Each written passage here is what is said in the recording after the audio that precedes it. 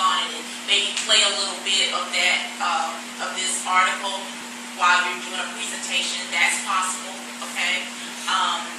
You can translate it if you don't speak the language, or you're presenting for someone who doesn't speak the language, or whatever. You can translate it to a different language, okay? If you come across an article that's written in a language that you don't know, you can translate it to English, okay? I wanted to show you the citations section. What I like about EBSCO is that they'll give you the different citation styles that I mentioned earlier. So it'll show you what AMA looks like compared to APA. Okay? It'll show you what the Chicago style looks like compared to MLA. Okay? So the only thing it won't do is widen this. Not being able to do that, but this is why I wanted to go out to the site and show you, because it wouldn't let me put it in the PowerPoint. But as you can see with AMA, here we got the name of the article, we've got where it came from, what kind of item it was. It's a serial online. It's not the actual serial. It's not the actual print magazine. It's the online version. And here is our date information. But then let's look at APA. APA only has the name, the year that it came out, the magazine it was in, and it's got the volume, the issue, and page number. So some of these styles may be a little bit more detailed and lengthier than others. So, you know, a lot of times people would just choose the shortest one. Well, okay, but your professor might think that's like, I don't like that. I want to see more. I want to see more information. Where'd you get this from? Here, we're showing that we got it from Academic Search Complete. We're showing the database that we actually use. You know, there's a lot of talk going around about, and it's been talked about, plagiarism, okay? As an author, you know, I have an issue with plagiarism because I wouldn't want anybody to open up one of my books and say, oh yeah, I like this story, I'm going to copy it. No. Okay, so when you're writing a paper, it's the same thing. You want to give credibility to your work, and you want your professor to know, yeah, I researched this, and this is my argument, and I'm not afraid to show you where I got it. They'll appreciate that, and you'll get a much better grade. My citations were usually very detailed.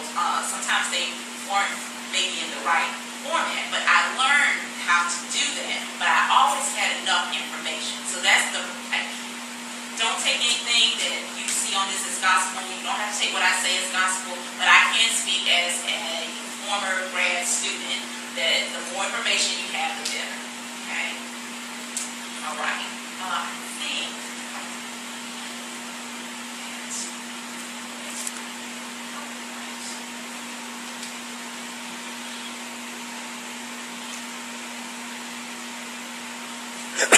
anyway, my last slide, as I mentioned, was evaluating.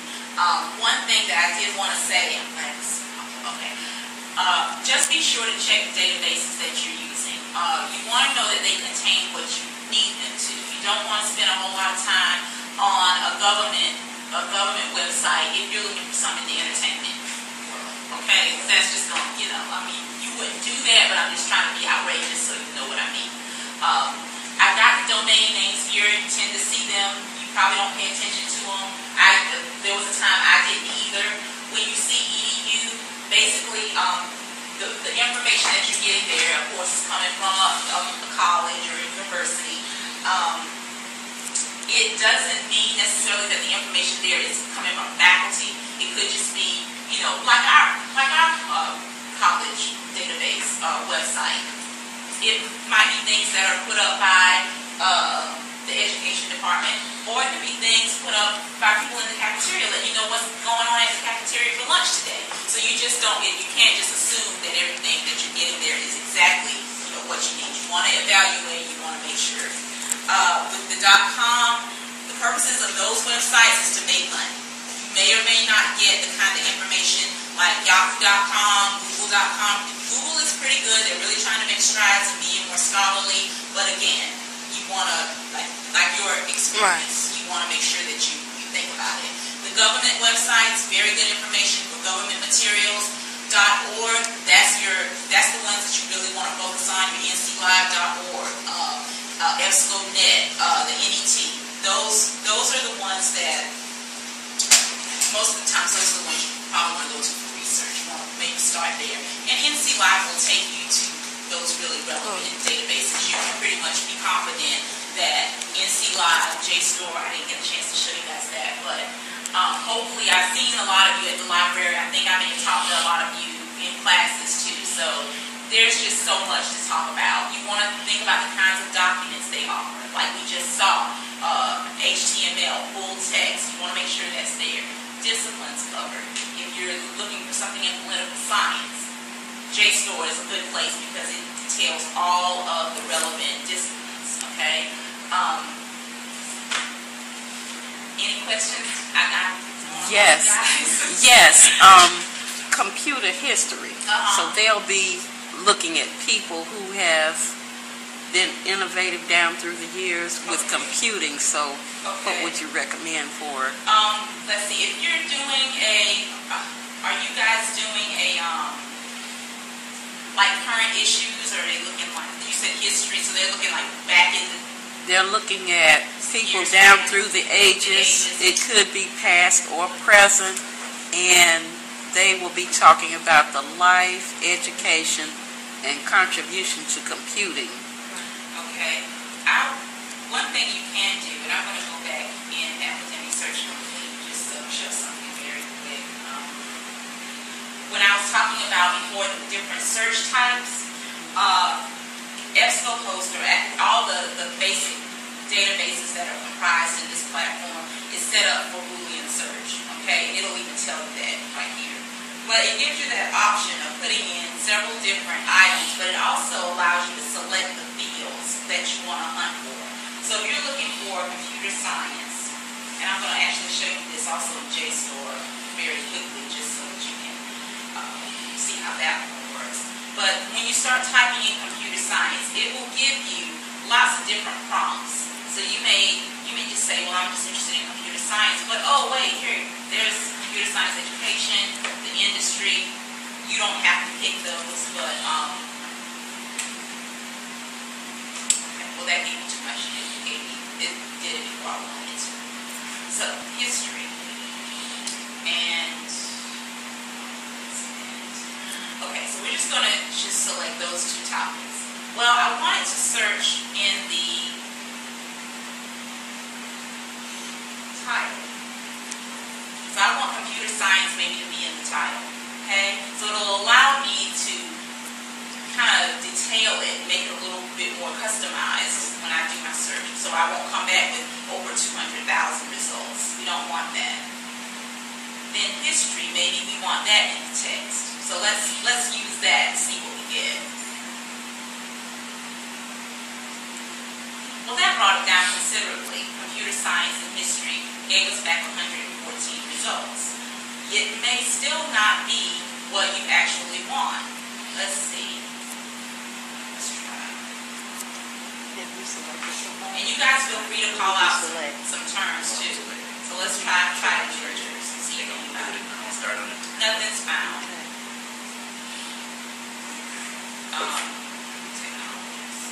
Science. Have you selected somebody? Have you selected somebody? Steve Jobs. Okay. Somebody say something. Darian has selected Steve Jobs. Okay, yeah, okay, we can look him up. I put in computer history and scientists, and that's kind of tailoring it somewhat to what you guys might be interested in. But I just wanted to show you how you can tailor it by using these boxes. All of this stuff above and around the page, use that because it will allow you to specifically tailor and customize your search so you get back a better result. So let's see. Let's see what it says right there. Mr. Jobs. And we'll just leave that open. So we got that. That was a very good combination. We got back 6 results. Okay, but does it talk about everything you want it to? Well, yeah, we got information on computers. We've got history here. We've even got Mr. Jobs mentioned. Okay, so this is the kind of thing that you want to see. Okay, and you'll notice that some of them have photos included. What you also want to pay attention to is this little icon right here.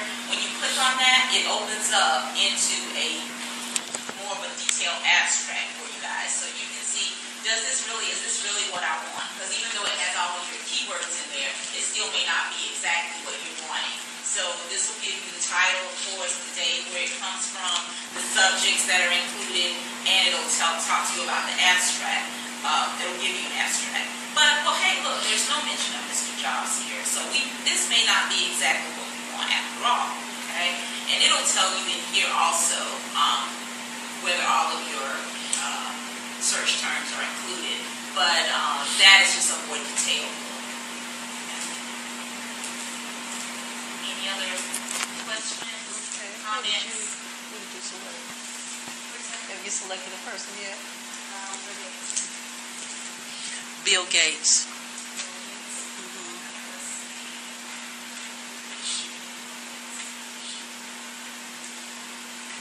Many times these will it'll compare and contrast, so that's another good take on it.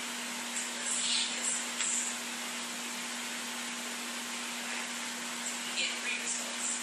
And sometimes it may be too small of a hit. You may say, well, I need more than that. I don't want it to just give me 3. I want a little bit more. So maybe we'll just take out here, because no.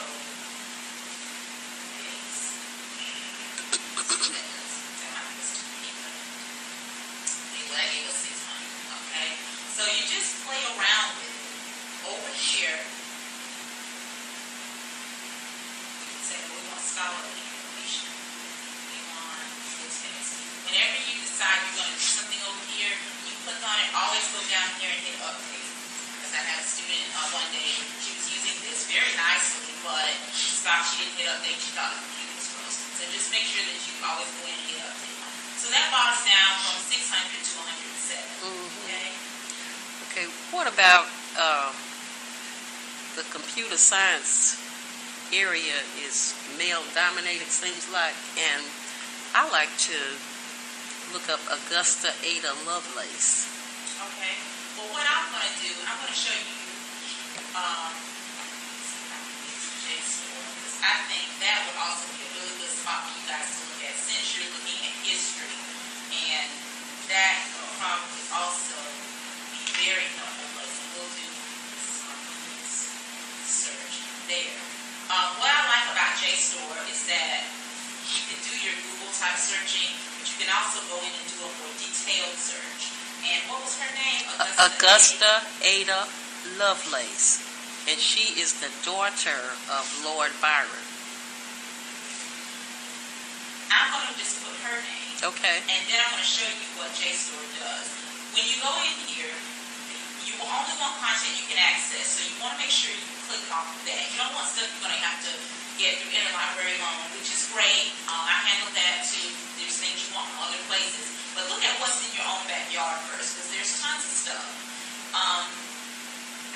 We'll leave this part open, but you can detail it by articles, books, whatever you're interested in.